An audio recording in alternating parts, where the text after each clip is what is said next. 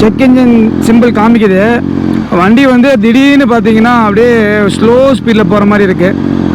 அதாவது ஸ்லோ இல்லை, வண்டி அப்படியே ஆஃப் ஆகிற மாதிரி ஃபீலிங்லேயே போகுது. அது என்னென்னு பார்க்கணும், அங்கே ரீச் ஆகிட்டு தான் பார்க்கணும். க்ரூஸ் கண்ட்ரோல் ஒர்க் ஆகலைன்னு இந்த எலக்ட்ரானிக் ஃபெயிலியர்னு நினச்சேன். க்ரூஸ் கண்ட்ரோல் இப்போ திடீர்னு ஒர்க் ஆச்சு. பார்ப்போம் என்ன இது. இந்த எலக்ட்ரானிக்ஸ் வண்டி வாங்கினாலே இது தாங்க கோளாறு. என்ன பண்ணுது அது போக்கில் ஒன்று பண்ணும். நல்லா ஓடி இருக்க வண்டி எது வேணால் பண்ணும். அவங்க கொடுத்து சென்னையிலேருந்து வந்தேன், ஷோரூம்லேருந்து கொடுத்து எல்லாம் கரெக்டாக தான் ஓட்டிகிட்டு வந்தேன். இப்போ பார்த்தீங்கன்னா நீ காலையில் சூப்பராக, அதாவது ஓட்டிகிட்டு நான் கிட்டத்தட்ட ரெண்டு கடைக்கு வீட்டுக்கெலாம் சும்மா டெய்லியும் செக்கப்புக்கு போயிட்டு வருவேன். வண்டி நல்லா இருக்கா இல்லையா ஓட்டிருக்கலாம். ஸோ இந்த டிராஃபிக் தான் வந்து நம்ம ப்ரோ சொன்னாரா, டிராஃபிக் மாட்டிட்டோன்னே. ஐயோ, பாலம் போடுற வேலைகள். ஆனால் செக் இன்ஜின் ஓட்டி வந்துச்சுன்னா போகாது, எரர் கிளிக் இதாகிற வரைக்கும் அது போகவே போகுது. அதான் பிரச்சனையே.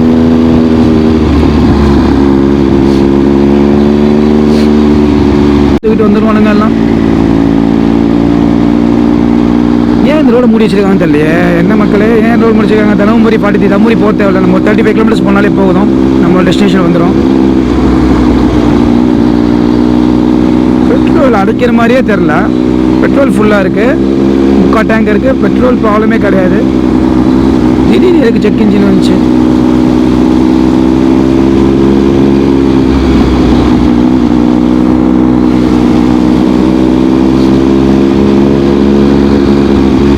இதுக்கு தான் எல்லாரும் 20 வருஷத்துக்கு முன்னாடி இருக்க வண்டியை வாங்கணும். நம்ம பரம சொன்ன மாதிரி எந்த ஒரு எலக்ட்ரானிக் தேவையில்லை ப்ரோ, நம்ம ஜாலியாக பிரித்து மேயலாம் ப்ரோ அப்படின்னு சொல்கிறோம். அந்த மாதிரி நம்ம வந்து எல்லாமே ஓல்டஸ்ட் பைக் வாங்கிடணும். வாங்கி யூஸ் பண்ணிட்டு போயிட்டே இருக்கணும்.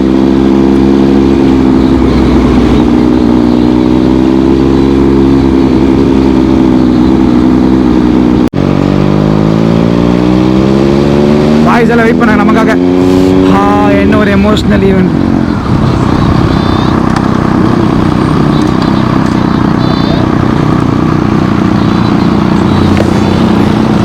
ஏதோ செக் இன்ஜின் காமிச்சிச்சு. இன்ஜினை செக் பண்ண சொல்லிச்சு. அதான் குமிஞ்சு பார்த்துட்டு ரொம்ப நேரமா. எதுவும் யாரும் தெரியல. அதான் திடீர்னு வண்டி எலக்ட்ரானிக் ஷட் டவுன் ஆன மாதிரி ஆச்சு. குளிச்சு போகலாம் ஒன்றும் பிரச்சனை. வண்டி ஓடுது, ஓடுற வரைக்கும் ஓட்டு, ஒரு பிரச்சனையும் இல்லை. எங்கே நிற்குதோ ஏதாவது செயின் டோ பண்ணி விடுங்க.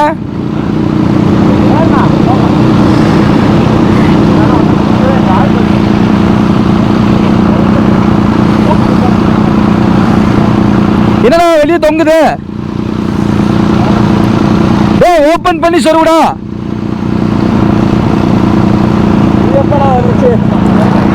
வெல்க்ரோ உள்ள சொல்லுடா. அல்ல இப்படி பிரஸ் இப்படி அழுத்தி சொல்லுவேன். ஒன்றும் தெரிய மாட்டேங்குது. இல்லை ஃபஸ்ட்டே நீ அழுத்தி தான் சொல்லணும்.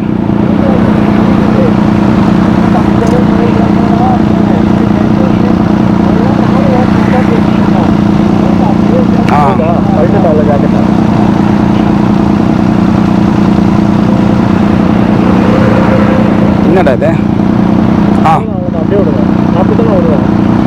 இழுத்து வெல்க்ரோ உட்காருதான்னு பாரு. இந்த சைடு கொஞ்சம்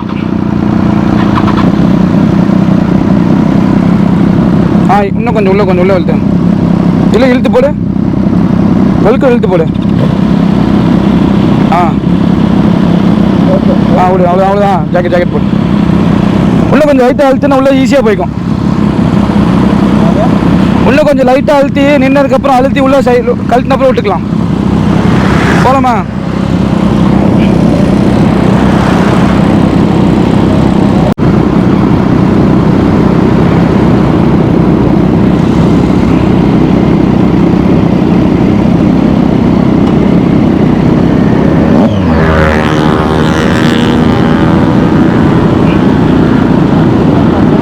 ஓகே போகலாமா?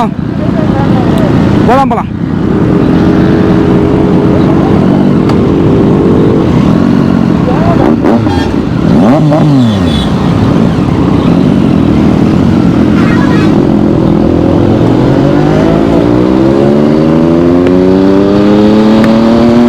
வரது 4 மாதத்துக்கு ஒரு ரைடு. இதில் முறுக்கிட்டு போறாரு நம்ம பூபு.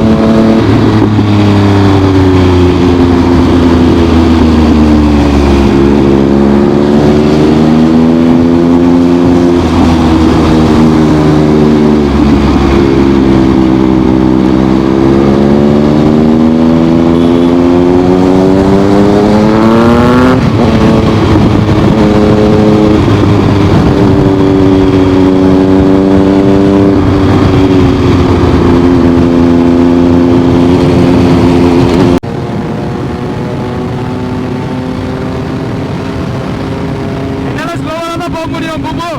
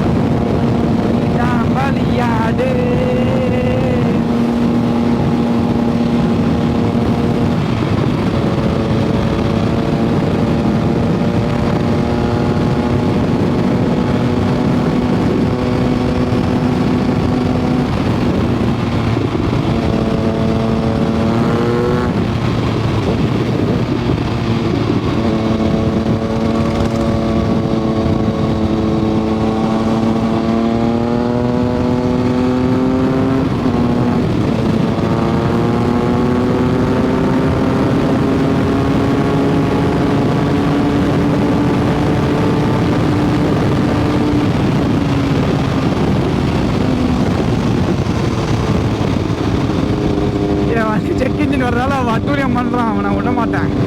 நானும் எப்பெல்லாம் திடீர்னு முறுக்கு தான் ஆஃப் ஆயிருமோன்னு பயத்திலேயே ஓட்டிக்கிட்டு இருக்கேன் மக்களே.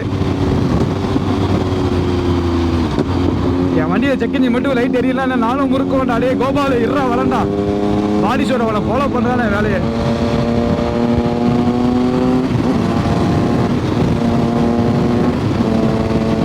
ஒருவேளை என் வண்டி ஆஃப் ஆகி எங்கே நின்று பயத்தில் என் ஸ்குவாட் என்ன எனக்கு பின்னாடியே வராங்களோ என்னை கூட்டிகிட்டு போகிறதுக்கு.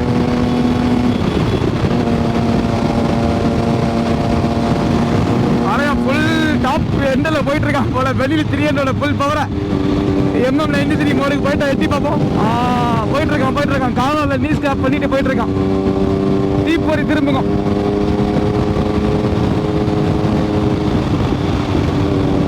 நம்ம பைக் சரியாச்சு இல்லையா டைம் சரியாச்சு தெரிஞ்சுட்டு இருக்கு. அடுத்த வீடியோ பாருங்க, மறக்காம சப்ஸ்கிரைப் பண்ணி ஷேர் பண்ணுங்க. நம்ம காணலை மிஸ் பண்ணிடுவோம். Bye guys.